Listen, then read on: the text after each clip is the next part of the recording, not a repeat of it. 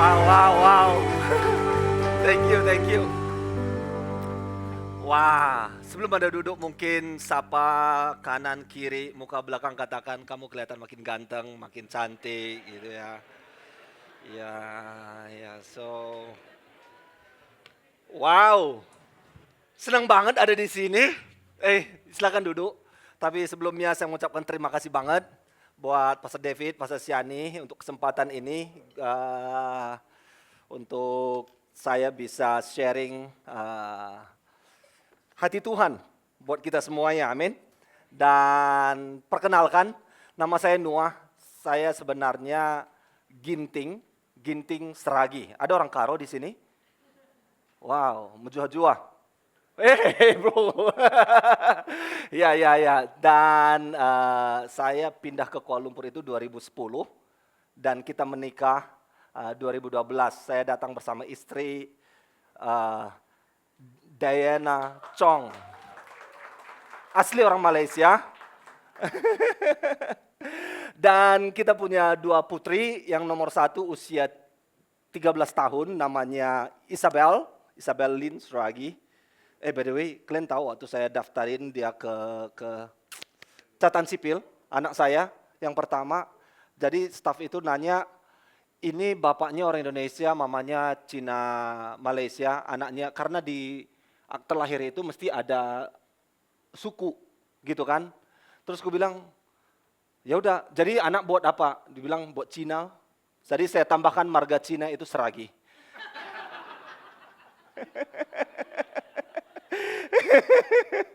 Ya, dan nomor 2 namanya ada Audrey, 10 tahun.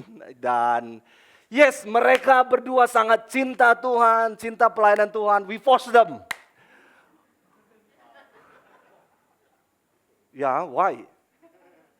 Kenapa? Memang kita paksa mereka untuk bisa mencintai Tuhan. Kalian paksa dia pergi sekolah kan? Anak kalian kan? Kalian paksa mereka untuk belajar matematika ya kan?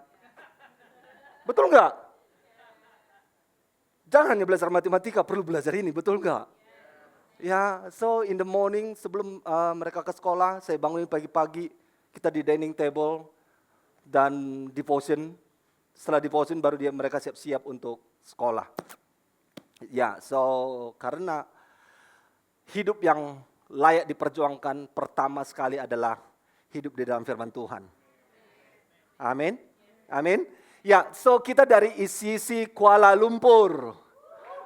So inilah ICC Kuala Lumpur. Jadi senang banget lihat si Jason, Kevin, Egy di sini. Wah, dan berada di rumah sendiri ya. Iya kan?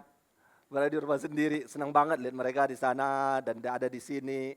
Jadi selalu nggak lepas. Anak dari Kuala Lumpur bisa di rumah di sini. Dan kepada teman-teman semuanya, kalau kalian ke Kuala Lumpur atau ada anak yang pergi ke Kuala Lumpur, please kontak saya, kontak kita. Dan ya, saudara ada rumah di Kuala Lumpur juga, ya kan? Ada keluarga di Kuala Lumpur juga. Ya, dan please visit us in ICC Kuala Lumpur. Ini yang pelayanan kita di sana semuanya. Dan setidaknya kita bisa minum teh tarik, baku teh.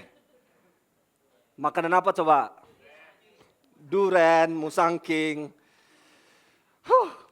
Dan di sini ada beberapa juga anak-anak saya yang dulu di Kuala Lumpur saya suruh datang semuanya. Boleh lambaikan tangannya anak-anak dari Kuala Lumpur. Ya, thank you. Ada lagi. Jangan malu lah ada di sini. Ya, ada beberapa saya suruh datang. Gua ke Jakarta loh, bilang kan. Kalian mesti datang. Ya, dan kita baru pulang dari Silence and Solitude Retreat. This is really good. Untuk kita bisa mengasingkan diri dari segala kesibukan, jadi nggak ada kerjaan, yang ada cuma Alkitab ini sama catatan buku, dan yang ada adalah pembimbing dan bersama dengan Tuhan, which is really good. Oke, sudah siap mendengar firman Tuhan? Oke, so mari lihat di dalam Efesus. Hari ini saya ingin mengulas dari Efesus pasal 3. Sesungguhnya kitab Efesus ini intinya adalah tentang union with Christ. Ya, jadi kita baca di Efesus pasal 3, saya baca dari ayat 14 sampai 21. Atau kita baca bersama boleh? Kita baca bersama ya. Dengan keras, pastikan suara saudara didengar oleh orang yang ada di depan Anda. Ya, 1, 2, 3, ya. Itulah sebabnya aku sujud kepada Bapa yang darinya semua keluarga yang dalam. Aku berdoa supaya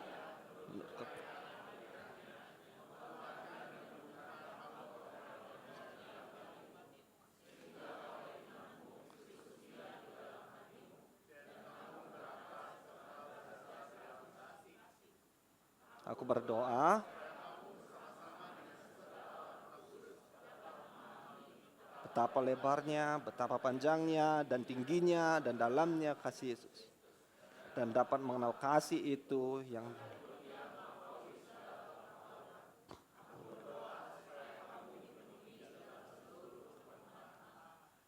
bagi Dialah yang dapat melakukan jauh lebih banyak daripada yang kita doakan atau pikirkan, seperti ternyata dari kuasa bekerja di dalam kita.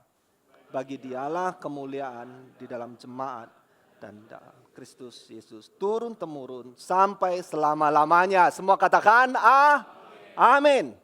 Oke, so hari ini judul khotbah hari ini saya ambil dari ayat 19, dikatakan demikian, dan dapat mengenal, ayat 19, dan dapat mengenal kasih itu yang melampaui segala pengetahuan. Aku berdoa supaya kamu dipenuhi di dalam seluruh kepenuhan Allah. Why not beritahu ke sebelah Anda, katakan supaya kamu dipenuhi di dalam seluruh kepenuhan Allah. Alright. What does it mean? Kita perlu mengerti, mengetahui bagaimana kita dipenuhi di dalam, bukan sekedar di luar. Kita dipenuhi di dalam seluruh kepenuhan Allah. Saya gambarkan sebagai demikian. So, sebagai Allah, kita dipenuhi di dalam Allah. Do you understand? So, di dalam. Dia di dalamku, aku di dalam dia. Di luar aku, kamu tidak dapat berbuat apa-apa.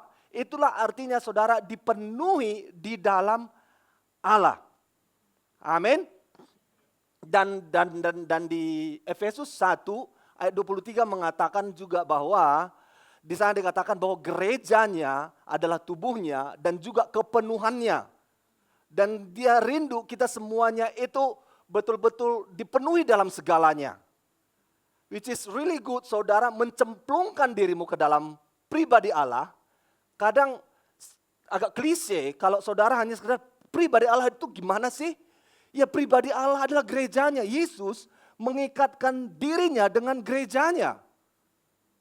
Dan oleh karena itu saudara ingin menyemplungkan hidupmu ke dalam pribadi Allah, cemplungkanlah dirimu ke dalam gerejanya. Amin. Amin. Saudara bersuka cita ada di sini? Yes. Saudara bersuka cita ada di sini?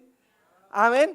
So, sebelum saya ulas lebih dalam lagi dalam hal ini, kita belajar tentang background dari Efesus.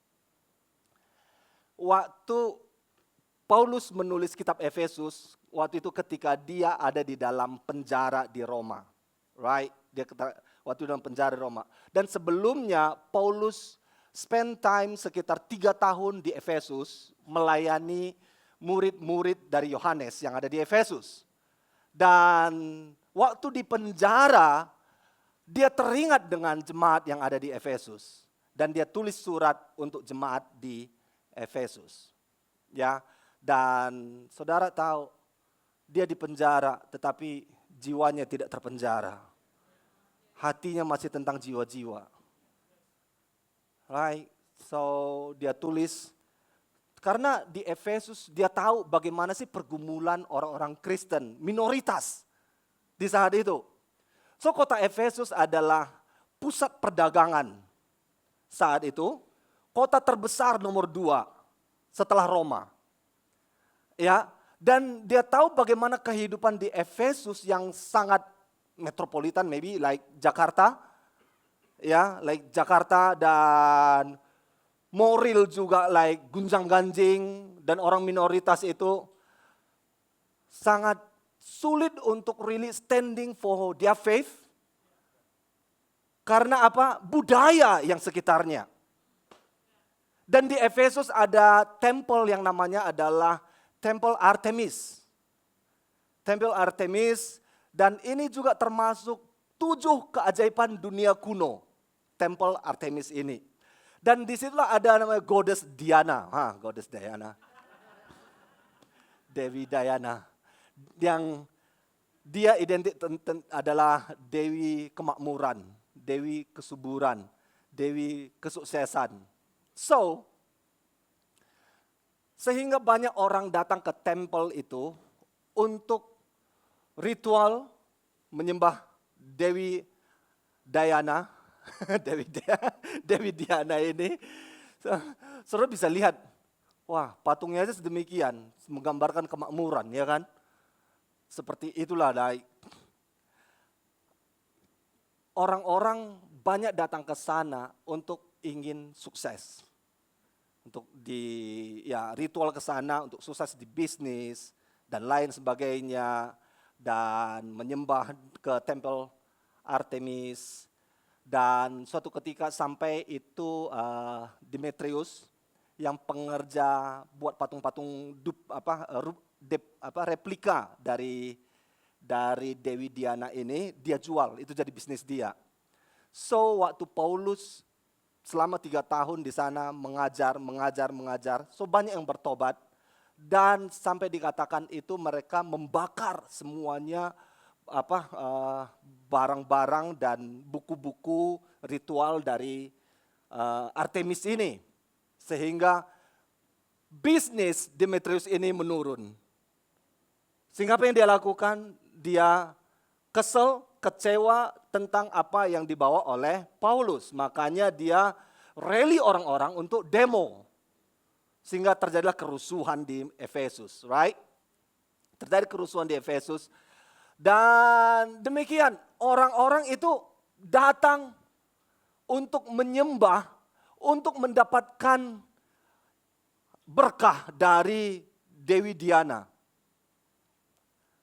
Tetapi ketika orang bertobat, dia melepaskan semua yang namanya itu gak hanya benda, tetapi semua apapun yang relate dengan Dewi Diana ini, dia lepaskan semuanya, dia bakar semuanya, dan ikut pengajaran Paulus.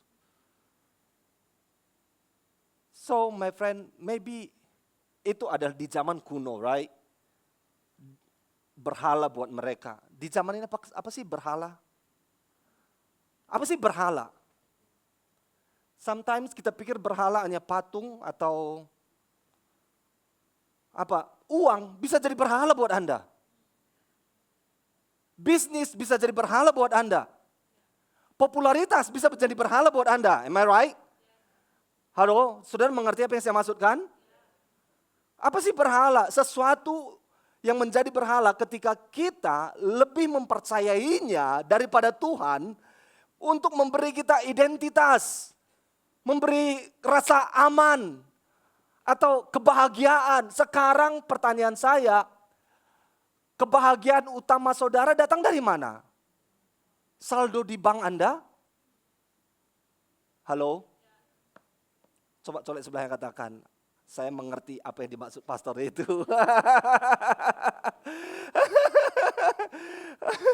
Ketika saudara kehilangan rupiah sekian, saudara sehingga stres gak karuan, then your faith, where is your faith? Saudara sepertinya kehilangan uang, imanmu pun hilang. Karena saudara menaruh kenyamanan masa depanmu di dalam saldo. Halo? Saya katakan, saudara sudah menggeser posisi namanya Tuhan dengan saldo. Dan itulah berhala. Saudara tahu apa yang berhala buat Firaun? Anaknya. Dia nggak lepaskan orang Israel dari segala tulah demi tulah demi tulah demi tulah, right? Sampai anaknya mati, udah deh nggak ada harapan apa-apa. Udah pergi kalian. Right? Itu yang paling berharga buat Firaun. So, what I want to say, anak bisa jadi berhala buat manusia.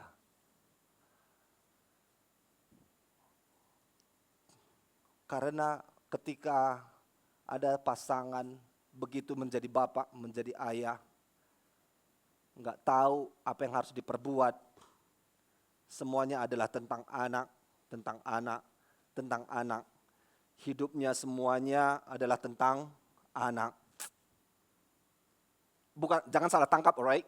Oke ya, jangan salah tangkap ya. Jangan katakan nggak peduli tentang anak. But anak kita perlu menangkap hati Tuhan. Right? So, apa berhala buat Anda? Di zaman sekarang ini, bisa saja teknologi, apalagi pasar saham, sehingga saudara kecemplung di situ, stuck di situ, sehingga hubungan suami istri pun jadi nggak tahu gimana, karena apa? Saudara selalu di handphone. Apakah ini menjadi berhala buat Anda? Which is really good ketika kita silence and solitude, kita diambil handphonenya, disita oleh Pastor Siani. Saya katakan please lah. Untuk menahan tidak lihat WhatsApp masih bisa. Tapi menahan tidak menonton Ronaldo. Karena pas silence and solitude Portugal main. Itu salah satu devotion saya.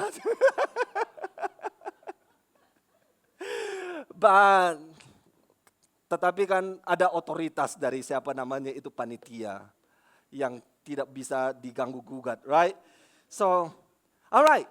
Jadi teman-teman semuanya, perhatikan di sini, di ayat 16 dikatakan demikian. Ayat 16 kita baca bersama yuk. 1, 2, 3 ya.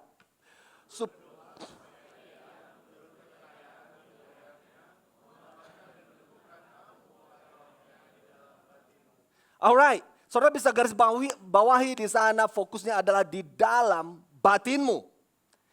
On the inside. Paulus berkata, jangan terlampau fokus dengan apa yang dikejar orang, bisnis, sukses, semuanya, tetapi fokus kepada di dalam. Fokus kepada di dalam. Tetapi di sini dikatakan, live your life from the inside out. Live your life from the inside out. Alright, saya butuh bantuan seseorang ini. Steven ada, mana Steven? Come bro. Come, I need help. Nah, kamu tepuk tangan dong buat Steven. Gua ada Coca-Cola. Percaya ini Coca-Cola ya. Right, ada mineral water. Nah, bro, habiskan. No. Nah, come, ikut gaya saya, right? Ikut gaya saya, oke? Okay? Come, just ikutlah.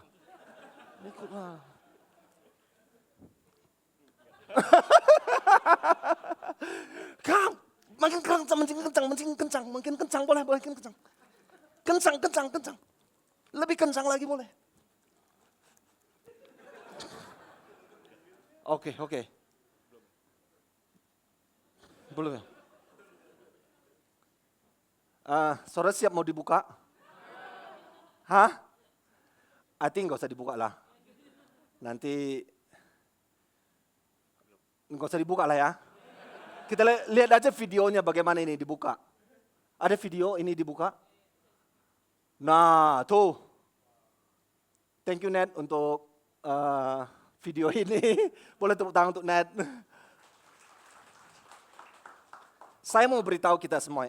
Dan kalau ini dibuka, saya pasti merasa tenang saja kalau ini dibuka. Walaupun sudah diguncang, right? Bedanya di mana? Bedanya isinya. Tekanan hidup tidak menciptakan kekecewaan, tidak menciptakan kecemburuan, tidak menciptakan kegalauan. Guncangan hidup hanya menunjukkan apa isinya di dalam.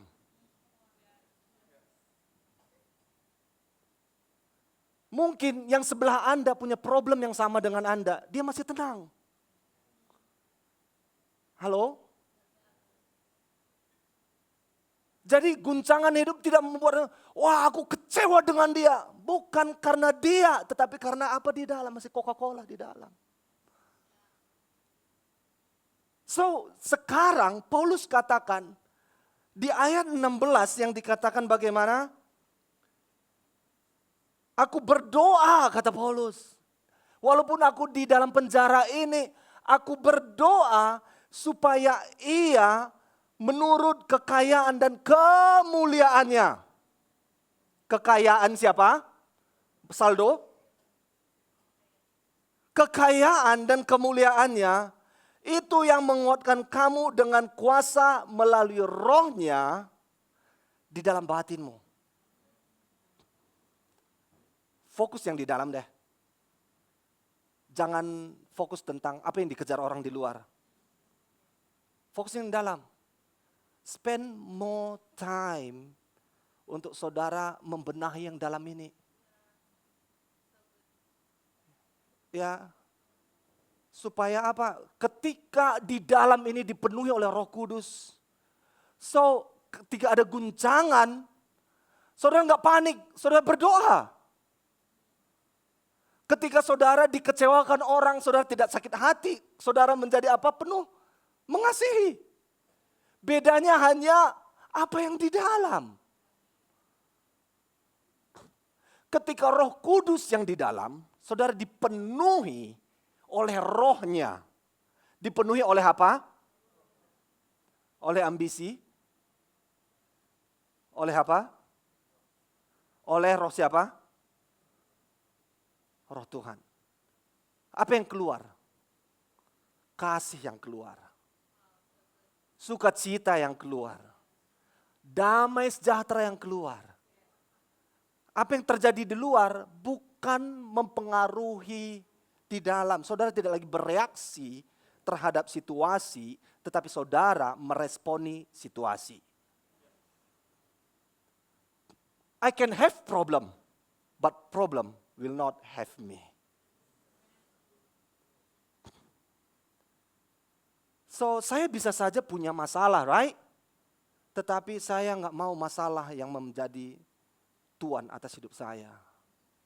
Yang menjadi menguasai hidup saya. Intinya bagaimana? Di dalam beda.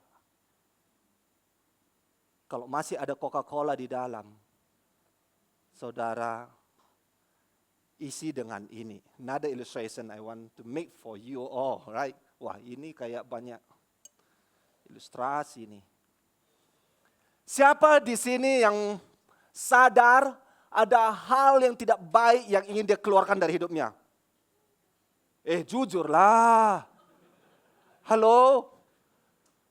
Ada karakter atau kebiasaan sesuatu hal dari hidup Anda nggak senang, Anda berkata, aku mau stop hal ini. Come on, jujur, oke, jujur. Siapa di sini sadar sesuatu hal ingin dilepaskan dari kehidupannya? Listen, banyak orang berusaha tentang bagaimana mendisiplin diri untuk menahan marah seperti itu. Sehingga saudara tertekan karena setiap hari menahan marah kan. Saudara keluar nyetir ke sana, diselip orang, saudara tertekan. Karena saudara berusaha menahan marah. My friend, saya mau katakan kepada saudara, untuk saudara seperti ini, saudara nggak berpura-pura lagi menahan marah. Ya, karena isinya berbeda. Kalau saudara memaksa diri menahan ini, di dalam itu seperti udah mau explode. Iya kan? Ketika ininya longgar sedikit, nyemprotlah. Ketika ada celah, makanya nyemprotlah. Yang tidak baik itu. Makanya kan, kenapa tadi saya katakan jangan buka? Karena bahaya. Right? Kenapa ada orang takut mendekati Anda? Karena bahaya. Karena nyemprot ke hidupnya kan takut. Enggak lah. Dikit-dikit dia orangnya kata-katanya itu sadis. Tajam. Sebenarnya kenapa tajam?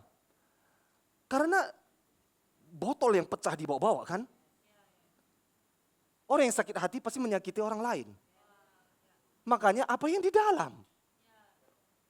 So, coba cek. Di dalammu masih ada Coca-Cola? So let's say, saudara ada sesuatu karakter yang saudara ingin lepaskan dari hidupmu. Makanya saya bawa kopi kenapa? Karena hitam. Mungkin ada hal yang dark area di dalam batinmu. Right, there's a very dark area. Bagaimana sih kita ingin mengeluarkan dark area ini? Saudara lihat di ayat 19 kita baca bersama dikatakan 1, 2, 3 ya.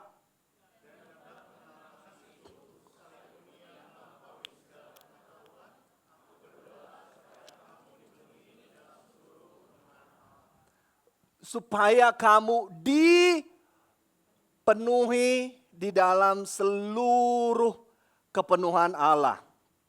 How? Kita dipenuhi oleh seluruh kepenuhan Allah. Kepenuhan Kristus.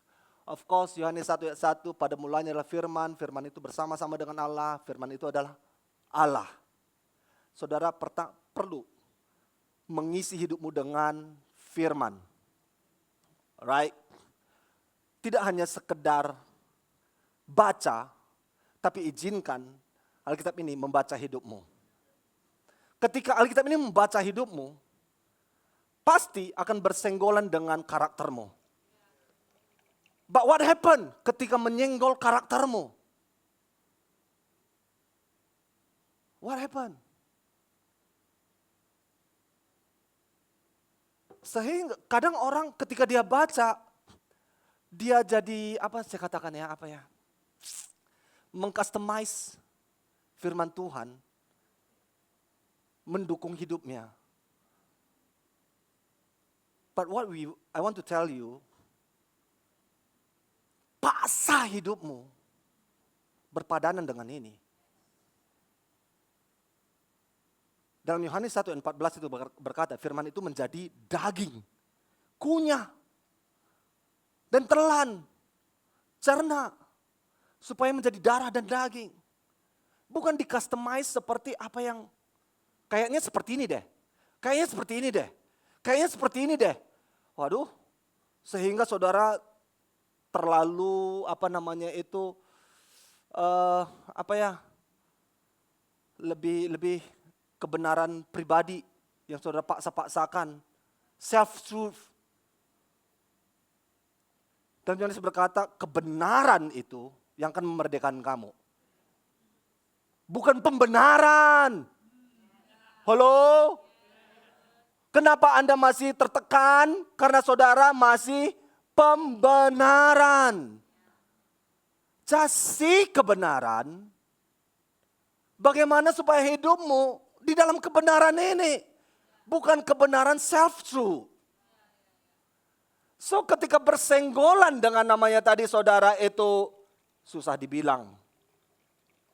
Kan dicongkel kan? Allah ingin mencongkel apa yang saudara ingin keluarkan tadi. Misalkan apa sih yang saudara ingin keluarkan? Speak up. Dosa berbohong, dosa mencuri, susah dibilangin, sombong, Keluar semua. Dengan apa? Gosip. Dengan apa? Saudara nggak fokus tentang nama itu memaksakan diri mengeluarkannya. Allah berkata di ayat 19, bukan keluarkan dulu baru aku masuk. Tetapi isilah aku ke dalam. Karena kuasaku yang akan mencongkel itu semua. So makanya ketika saudara menjadi sabar, bukan seperti tertekan kesabaranmu my friend. Saudara tenang sabarnya, memang betul-betul sabar. Sehingga yang lain iri dengan kesabaranmu. Listen to me. Ketika saudara berubah, orang lain, karakter yang sama akan disenggol juga karakternya itu. So, saudara saat teduh, baca firman, berdoa, melayani, what else? Yang dikatakan karena gerejanya adalah tubuhnya. Sehingga semua kepahitan, kekecewaan, kecemburuan keluar semuanya dalam nama Yesus. Dosa zina, dosa mencuri, dosa serakah keluar semua dalam nama Yesus, right? Dan keluar semuanya, keluar dalam nama Yesus. Keluar karena saudara isi dengan firman, dengan saat teduh. Besok pagi saudara saat teduh, saudara mendengarkan apa kata firman Tuhan. Dan akhirnya saudara perhatikan semua yang tidak baik tadi. Wah, kamu tepuk tangan buat Tuhan.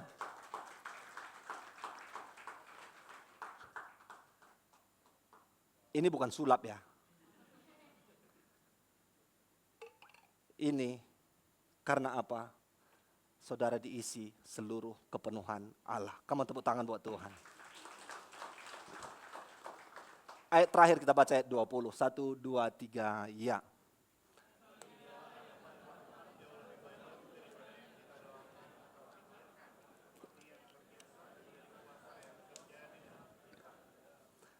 Oke, bagi siapa? Bagi Allah. Bagi dialah melakukan jauh. Beda sedikit? Enggak, jauh. Jauh lebih banyak daripada apa yang saudara pikirkan dan doakan. Wah, happy right? Saudara senang dengan ayat 20 kan? Tetapi ayat 20 itu tidak bisa dipisahkan dari ayat 19. Itu kesatuan. 19 dan 20 itu kesatuan. Saudara ingin diberkati tetapi nggak mau jadi berkat. Nggak boleh. Nggak bisa. Itu bukan ketentuan Allah. Allah berkata kepada Abraham, aku akan berkati engkau dan engkau menjadi berkat. Saudara ingin diberkati. Tetapi setelah diberkati saudara tarik semua. Enggak. Pelit, tidak ada karakter Allah. Saudara ingin mendapatkan dipenuhi oleh kemurahan-kemurahan Allah. Tetapi kemurahan Allahnya hanya aktivitas luarnya tetapi bukan karakter pribadi kemurahan. Cannot.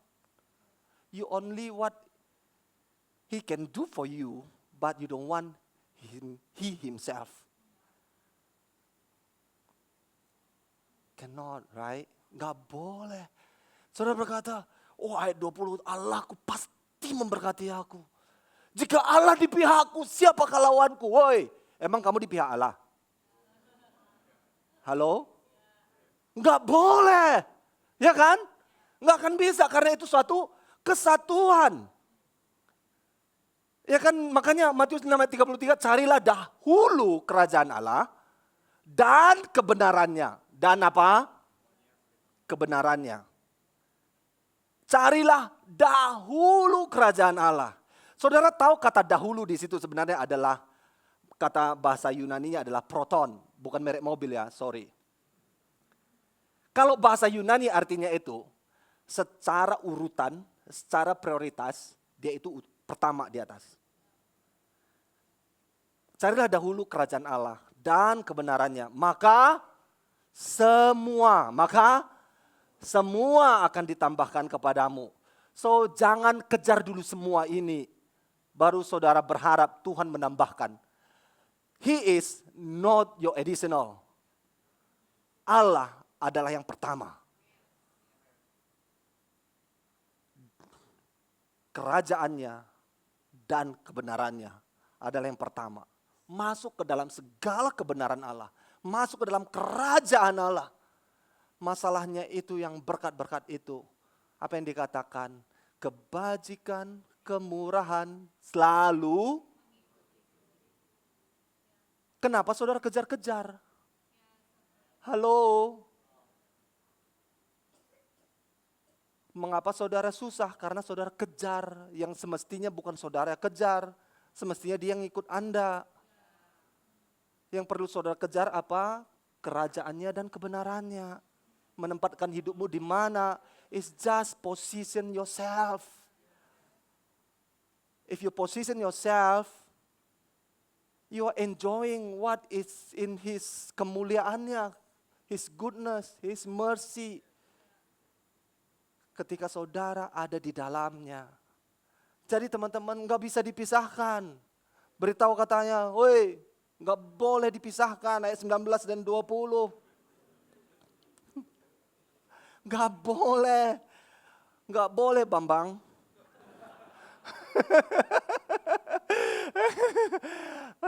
Are you guys blessed? Ya, boleh saya ajak worship team ke depan. So, boleh tepuk tangan buat Tuhan. So, listen to me. Saya mau katakan kepada saudara, kepenuhan itu yang dahulu. Baru kelimpahan. Kedalaman itu yang dahulu. Baru datang kuasa. Firman dahulu, baru ada mujizat. Dan semua ini ada kesatuan. Saudara gak bisa pisahkan sedikit pun. Can I invite all of us to stand on our feet? Mari kita berdiri. Dan di momen ini, I just want to encourage every one of us here. Saya tahu ketika dengar firman Tuhan ini, Tuhan sudah bicara kepadamu dengan banyak hal. Mungkin dia juga bicara, tentang karakter itu loh. Ketika dengar firman Tuhan tadi, Roh Kudus senggol karakter itu tadi.